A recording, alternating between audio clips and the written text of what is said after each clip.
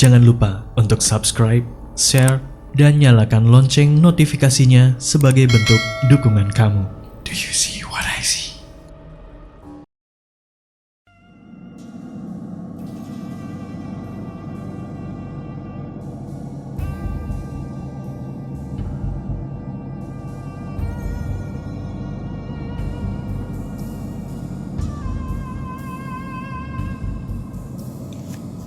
Halo teman-teman pendengar Do You See What I See? Kali ini saya mau share pengalaman horor saya yang terjadi pada Januari 2018. Jadi sebelum saya mulai, saya mau cerita kalau saya bekerja di China, tepatnya di Shanghai. Lalu selain bekerja ini, saya berprofesi sebagai freelance makeup artist. Nah, pada saat itu saya dapat klien dari Indonesia yang akan melaksanakan pre-wedding photoshoot di China, tapi bertempat bukan di Shanghai. Jadi mereka ini memilih kota Lijiang lebih tepatnya. Jadi kota Lijiang ini cukup jauh dari Shanghai, ditempuh dengan pesawat kurang lebih 2-3 jam. Dan kenapa mereka pilih Lijiang ini? Karena kota tersebut sangat kaya dengan budayanya, dan dari infrastruktur dan gedung-gedungnya itu semua sangat menarik untuk difoto. Nah, trip saya yang ke Lijiang kali ini bukanlah trip pertama saya. Jadi sebelum saya berkunjung di Januari 2018 untuk bekerja sebagai makeup artist ini, sebelumnya saya sudah pernah ke sana bersama teman-teman saya, teman-teman Indonesia saya, untuk berlibur dari Shanghai ke Lijiang juga. Nah, dan pada trip yang pertama ini tidak terjadi apa-apa, dalam arti tidak ada pengalaman horor apapun yang terjadi di sana. Singkat cerita, saya pergilah ke Lijiang untuk bertemu dengan klien saya. Untuk total perjalanan kami pre-wedding trip itu 5 hari. Total rombongan kami 5 orang, yaitu saya, klien saya berdua, cowok cewek, lalu mereka bawa fotografer, cowok sendiri, dan mamanya si calon pengantin ini. Jadi kita berlima. Nah, klien saya ini sudah booking salah satu hotel berbintang di Lijiang, tapi lokasinya ini tidak di kota. Jadi, karena dia hitungannya seperti resort, dia ini 1 jam naik mobil dari kota Lijiang menanjak ke daerah pegunungan. Hotelnya ini inisialnya GH, yang mana dia ini memiliki banyak cabang di seluruh dunia. Jadi hampir di setiap negara itu pasti ada hotel GH. Waktu itu klien saya memilih untuk booking hotel GH ini karena khusus GH di Lijiang ini sangat-sangat cantik. Jadi begitu kami sampai, wah itu benar-benar cantik sekali. Kalau kalian tahu pemandangan yang ada di kalender-kalender, gunung salju, dan bawahnya itu bukit dan lembah, dan langitnya itu benar-benar biru yang tanpa polusi gitu. Itu benar-benar sama persis seperti yang kalian sering lihat di kalender atau di lukisan-lukisan, secantik itu. Dan bentuk hotelnya ini sendiri adalah tipe yang dari bungalow ke bungalow. Untuk pindah ini mesti pakai golf cart. Nah, singkat cerita kita check in, dan mungkin karena pengunjungnya pada tanggal tersebut sepi, jadi klien saya itu sudah booking 2 kamar dan kita dapat upgrade dua-duanya ke suite room. Dan alokasi tidur kami, karena kami 3 perempuan, 2 laki-laki, jadi 1 kamar untuk laki-laki, untuk si calon mempelai pria dengan fotografernya, dan saya dengan klien perempuan saya dan mamahnya 1 kamar. Jadi kami check in sekitar jam 3 sore, kami masuk kamar dan saya segera bersiap untuk makeup pertama klien saya. Untuk interior kamarnya, jadi saya jelaskan dulu, karena mungkin dia hotel heritage, jadi seperti kalau kita ke hotel-hotel di Bali atau di Yogyakarta itu seperti itu. yang dimana sebagian besar interiornya itu dari kayu, lalu kamarnya temaram. Dan juga banyak pajangan-pajangan antik di kamarnya. Nah, karena kamar ini kamar suite, jadi bagian luarnya itu seperti ruang tamu, ada sofa dan meja. Lalu bagian kamarnya ini masuk ke dalam. Nah, di dalam kamar ini karena memang kamar ini diperuntukkan untuk 2 orang saja, jadi hanya satu ranjang besar untuk klien saya dan mamanya tidur. Lalu mereka menyediakan extra bed untuk saya di pojokan kamar, yang mana sebenarnya tempat ini adalah tempat untuk duduk-duduk dan baca buku. Jadi mereka tambahin seperti selimut tebal supaya bisa ditidurin di situ. Dan pada saat itu, fotografer saya, dia nanya sampai 3 kali. Yang pertama, siapa tidur sini? Saya bilang, oh aku tidur situ gitu. Terus dia nanya kedua kali, kamu yakin tidur situ? Aku bilang iya, emang kenapa? Terus dia tanya lagi, yakin gak mau pindah? Kalau nggak tidur di sofa aja di luar. Terus aku kayak aneh banget kan, kayak dan dia bilang kalau kamu nggak mau tidur sofa, kamu tidur di ranjang aja sama klien aku dan mamanya. Terus menurutku aneh banget karena kenapa gue mesti ngerepotin klien gue, dan juga ada extra bed, kenapa gue mesti tidur di sofa di ruang tamu gitu. Terus dia nggak ngejelasin kenapa juga, dan gue juga kayak nggak nanya lebih lanjut gitu. Oke, singkat cerita, gue selesailah dengan makeup yang pertama dan klien gue mengarah keluar. Mereka bertiga jalan keluar untuk mengambil foto pemandangan malam hari. Jadi fotografer kita waktu itu memang dia spesialis untuk foto malam hari. Jadi kayak pemandangannya emang udah cantik, terus banyak lampion-lampion merah gitu khas China. Dan itu emang cantik banget. Terus jadi saya dan mamahnya si calon pengantin perempuan ini kita nyusul keluar gitu. Dan kita sempat bantuin si fotografer untuk pegangin lightingnya dan segala macem. Pada saat itu kurang lebih pukul 9 malam. Dan saat itu saya merasa sakit kepala dan juga merasa dingin, rasanya kayak masuk angin. Oh ya, jadi untuk sekedar penjelasan, Januari di Lijiang saat itu adalah musim dingin, yang mana kalau malam itu udaranya sekitar 0, dan karena kontur posisi Lijiang di China ini dia termasuknya lembah. Jadi kalau malam hari dengan siang hari itu suhunya bisa berbeda sampai 10 derajat. Jadi misalkan malam 0 derajat, siangnya itu bisa 10-12 derajat. Dan itu akan membuat kita mudah sakit. Nah, saat itu aku langsung izin sama si mamanya pengantin ini. Aku bilang, tante saya izin mandi ya ke kamar, saya mau mandi, mau beberes dulu. Karena pada saat saya kerja make up, yang lain mereka si mamanya ini, terus pengantin cowoknya sama fotografernya udah mandi segala macam, cuman saya yang belum. Jadi ya udah si mamanya ini bilang, oh ya udah bersih-bersih Ki. Oke, terus saya balik ke kamar. Jadi kamar mandinya ini ada tempat shower, yang shower di atas kepala gitu sendiri, toilet sendiri, lalu ada bathtub. Lalu saya memutuskan untuk berendam untuk menghilangkan penat gitu ya.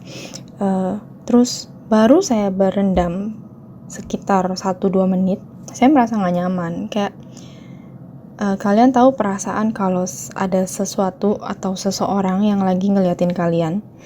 Terus aku ngeliat ke sekitar gitu kan, aku tengok-tengok. Dan perhatian aku tertuju pada kaca. Jadi di sebelah sisi kiri bathtubnya itu adalah tempat cuci tangan dan juga ada kaca lebar di situ. Jadi kebayang ya, tempat cuci tangannya kanan kiri, ada 2 gitu kanan kiri, terus kacanya lebar gitu, kaca-kaca hotel gitulah. Dan di situ aku notice ada lampu inframerah di atasnya wastafel. Terus pas aku lihat itu lampu infrared itu, aku kayak itu apaan, kayak kamera gitu. Tapi ternyata bukan. Jadi itu lampu inframerah kalau misalkan malam-malam ke toilet belum nyalain lampu biar kelihatan gitu. Terus aku langsung, oh mungkin aku merasa nggak enak, kurang nyaman karena lampu itu. Terus aku nggak pikir aneh-aneh, aku langsung nggak jadi berendam, akhirnya aku shower biasa. Nah selesai aku shower, ternyata si mamahnya pengantin ini balik ke kamar. Jadi waktu itu dia minta tolong aku untuk pesenin delivery makanan karena udah jam 10 malam dan juga kita semua belum makan.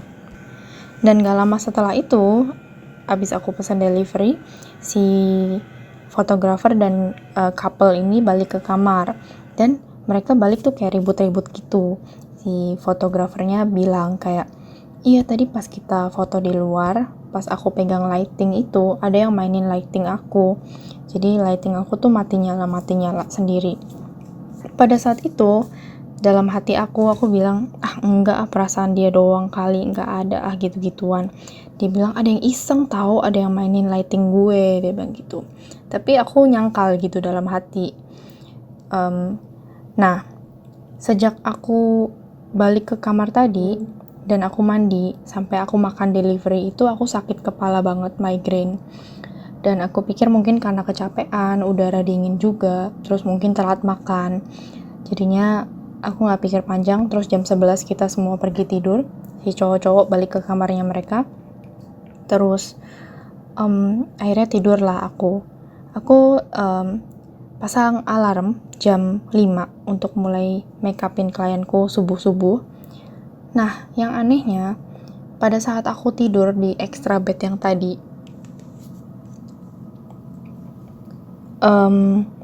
aku tuh kayak setengah tidur, setengah bangun.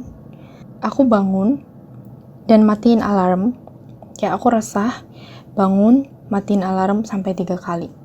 Dan kepalaku itu selama aku tidur, kepalaku migrainnya gak hilang-hilang. Padahal aku udah makan obat gitu.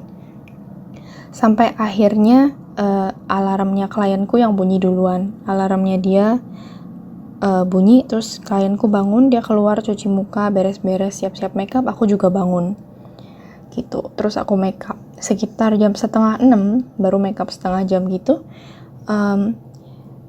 Pintu kita di bel dan ternyata itu si cowoknya klienku. Dia ke kamar, terus dia bilang, gokil, gue gak bisa tidur semalaman men gitu. Jadi mereka tuh pembagian tidurnya, si cowoknya tidur di kamar, si fotografernya tidur di luar di sofa gitu, di bagian ruang tamu dari kamar itu. Terus what happened gitu kan, si cowok ini bilang, masa tiap kali gua balik badan, maksudnya dia tidur di ranjang gitu, setiap kali dia membalikkan badan, dia dengar suara seperti kalau ada kain, tapi kain yang agak berat menyapu lantai. Itu kan kedengaran ya suaranya kayak sek, sek, gitu kan, kayak ada yang jalan. Dia bilang itu seperti seperti kain berat, kayak selimut atau bed cover yang berat dan diseret, seperti itu suaranya. Atau mungkin itu sesuatu yang memakai gaun berat gitu dan jalan-jalan mondar-mandir. Itu seperti itu suaranya. Dia bilang tapi suaranya itu hanya setiap kali gue balik badan. Awalnya cuman suara kain diseret. Lalu menjelang subuh, setiap kali dia balik badan, suara kain diseret itu diikuti dengan suara bel berdenting yang ada di sofa ruang tamu. Aduh, ini gue merinding nih, cerita ini gue merinding lagi. Jadi yang tadi aku bilang, di kamar itu banyak pajangan-pajangan antik dan salah satunya itu ada bel, kayak bel antik gitu. Dia bilang setiap kali dia balik badan, terdengarlah suara kain menyapu lantai itu dan suara belnya, ting, ting, gitu. Nah, lagi-lagi pas dengar si cowoknya cerita itu, dalam hati aku masih menyangkal. Karena aku tuh di Cina 5 tahun, aku di sana kerja dari sekolah sampai aku kerja, nggak pernah ada kejadian-kejadian mistis. Jadi waktu itu aku mikir, orang Indo kali ya, maksudnya kalian lebih percaya sama yang kayak gitu-gituan. Aku selalu percaya mereka itu ada, tapi aku lebih memilih untuk nggak mau terlalu peka atau overthink ke arah sana gitu loh. Jadi ya udah, oke. Lalu singkat cerita aku selesai dengan makeupku pagi itu. Si couple itu pergi keluar untuk photoshoot pagi hari. Terus kita mau siap-siap mau check out. Jadi di hotel itu memang kita cuman berencana tinggal semalam aja. Karena untuk hari berikutnya itu kita udah booking Airbnb di kota Lijiangnya. Lalu aku mulai bersiap untuk check out. Di saat itu di kamar jam 10 pagi cuman ada aku dan mamanya si klienku. Karena klienku dan fotografer belum balik ke kamar. Terus aku dimintain tolong untuk telepon si supir yang akan mengantarkan kita balik ke kota Lijiang. Lalu aku pakai HP-ku, aku hubungin supirnya. Oh iya, dia bilang udah mau nyampe. Terus aku ingat banget nih, karena udah packing, aku itu pakai ransel. Di ranselku itu aku masukin shawl segala macem, dan aku habis telepon si supir, aku taruh HP-ku di paling atas, di atasnya shawl. Lalu aku tutup ranselku, lalu aku pergi cuci tangan. Nah, waktu aku cuci tangan, entah kenapa, aku teringat sama cerita si klienku yang cowok tadi pagi. Terus aku menepis dalam pikiranku, dalam hatiku aku menepis kayak, nggak ada lah. Mungkin cuman perasaan dia doang lah, nggak mungkin lah ada kayak gitu-gituan gitu. Terus selesai aku cuci tangan, aku kembali ke kamarku, aku mau cari HP-ku. Karena si bellboy ini udah datang. Jadi mereka mau bawain koper-koper kita ke lobby. Terus aku buka tasku, kok nggak ketemu ya HP-ku? Terus kayak aku nyari di mana-mana, di meja, di dalam kamar, di ruang tamu, di sofa, nggak ketemu. Terus aku tanya sama mamanya klienku, tante ada ngeliat HP-ku nggak ya? Dan dia bilang, "Doh, bukannya kamu barusan telepon supir? Barusan aja kamu pakai HP kamu." Aku bilang, "Iya tante, aku masukin ke dalam ransel, tapi kok nggak ada ya?" Terus si tantenya itu bilang, "Coba diteleponin, ada suaranya nggak?" Aku bilang, "Ada, aku nggak silent HP-ku, karena aku lagi menunggu telepon dari si driver. Jadi aku memang nggak silent HP-ku." Terus HP-nya klienku yang cewek waktu itu di kamar. Aku bilang ke tantenya, "Tante, aku pinjem HP-nya si ini ya, buat telepon ke WeChat." Jadi karena di China kita semua pakainya WeChat ya, kayak WhatsApp gitu, bisa WhatsApp call juga. Kita pakai WeChat call. Nah, WeChat call sama kayak WhatsApp. Kalau lagi nunggu tuh ada nada deringnya. Nah, pada saat aku pinjem HP si anaknya ini, si klienku untuk telepon ke HP-ku, yang anehnya, sama sekali nggak ada nada dering. Nada tunggunya itu sama sekali nggak ada. Kayak senyap aja gitu, nggak ada suara apapun. Terus, karena si HP klienku ini udah nggak ada pulsa, aku bilang sama tantenya, "Tante, aku boleh nggak pinjem HP tante untuk nelpon ke nomorku, nomor China-ku langsung?" "Oh ya, boleh, pakai aja." Jadi aku langsung telepon ke nomor langsung, udah nggak pakai WhatsApp atau WeChat call ini. Dan sama, pada saat aku nelpon ke nomor HP-ku ini, nggak ada nada dering apapun, kosong aja gitu. Nggak ada nada ditolak, nggak ada operator yang ngomong kayak nomor tidak aktif atau apapun, tidak ada tutut, nada tunggu, nggak ada apapun, kosong aja gitu, kayak lost in space gitu. Terus tantenya bilang, "Kok aneh ya?" Terus dia bantuin aku buka ranselku juga, sembari aku nyari-nyari di tempat lain. Dia buka, dia keluarin itu ada shawl, ada dompet, dia keluarin, gak ada HP-nya. Dan dia masukin lagi, dia tutup. Terus si tante itu bilang sama aku, "Ini ada sesuatu yang mainin kita." Pada saat itu aku langsung merinding. "Ya, yang bener tante, jangan nakut-nakutin." Terus kayak, "Iya, serius." Terus aku sebut nama Tuhan 3 kali. Dan aku buka itu ranselku. HP-ku ada di paling atas, di atasnya shawl. Saat aku ngeliat itu, aku merinding banget. Lebih serem dari tadi pas aku nyari-nyari HP. Bahkan aku tuh sempet ngejar bellboy yang udah ngeberesin koper ke lobby. Karena aku pikir, jangan-jangan aku sendiri yang lupa, aku taruh di atas koper atau gimana. Dan setelah nyari, muter-muter ke segala sudut, bahkan sampai ngejar bellboy gitu ya, ternyata HP-ku di dalam tas gitu. Aku kayak speechless sih. Dan abis itu aku langsung kayak panik. Terus aku Terus kita check out, aku langsung nanya kayak ke sopir golf cart. Aku nanya sama sopir yang ngejemput kita, aku ceritain kejadian barusan. Dan mungkin karena mereka nggak percaya sama yang begitu-begituan, mereka bilang enggak, di sini nggak ada yang aneh-aneh gitu. Dan aku nanya sama si sopir yang jemput kita, dia bilang hotel ini tuh dulu bekas taman nasional, lalu dipugar jadi hotel bintang ini gitu.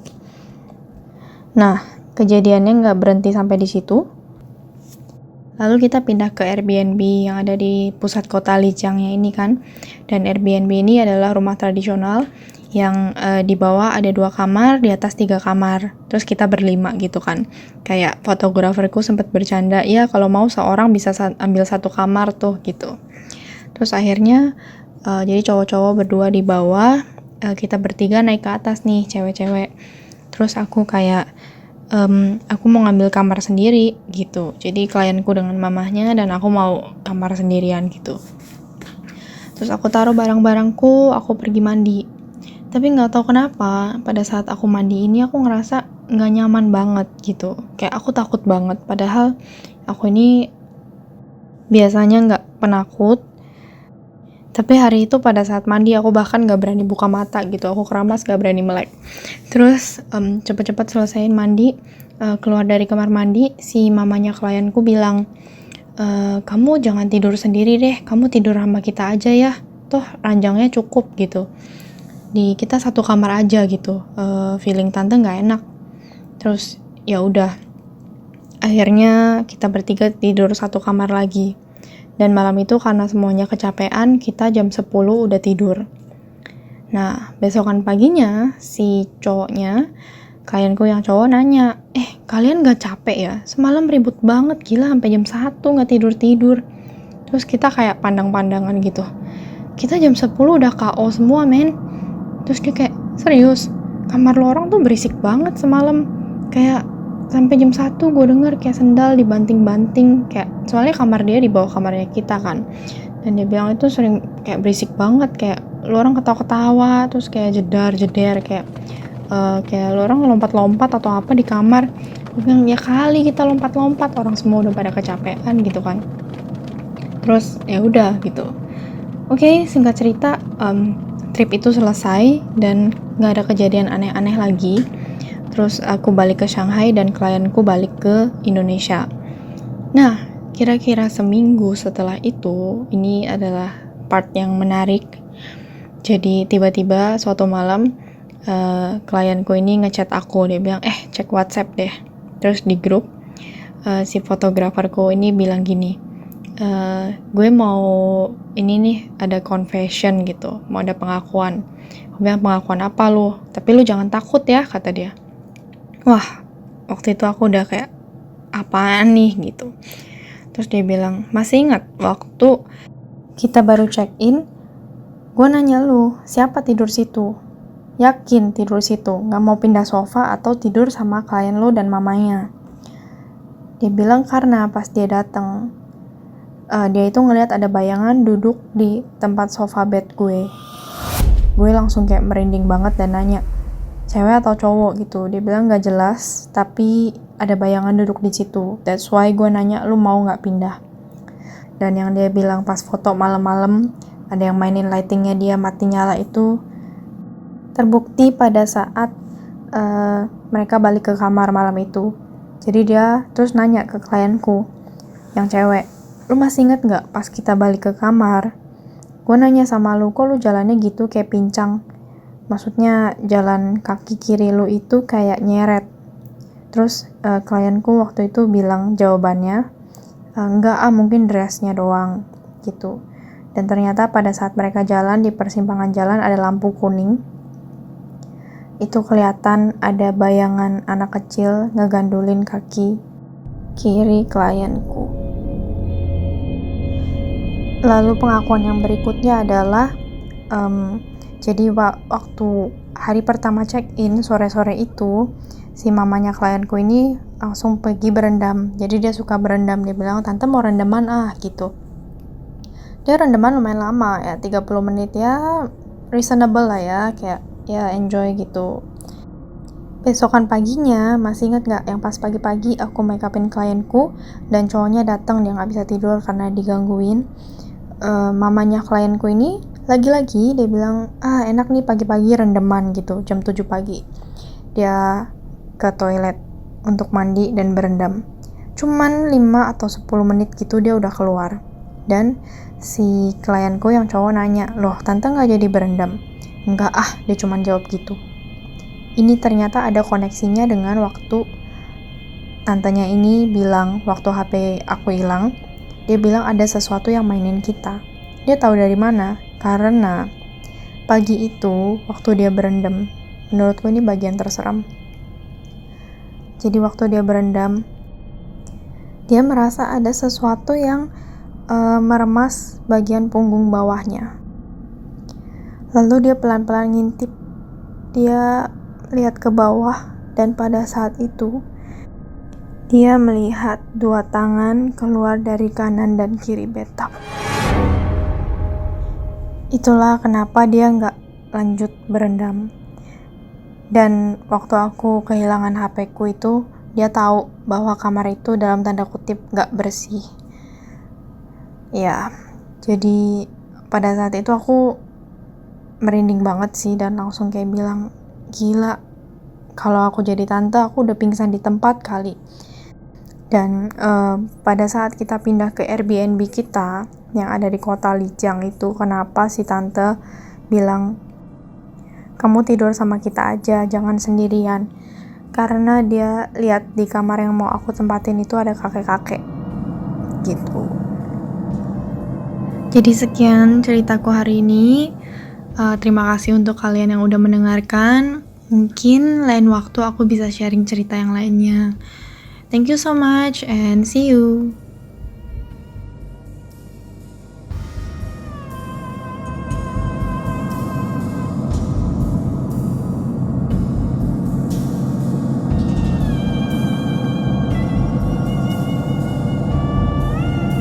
Kamu juga punya pengalaman horor? Kirim cerita kamu ke alamat berikut.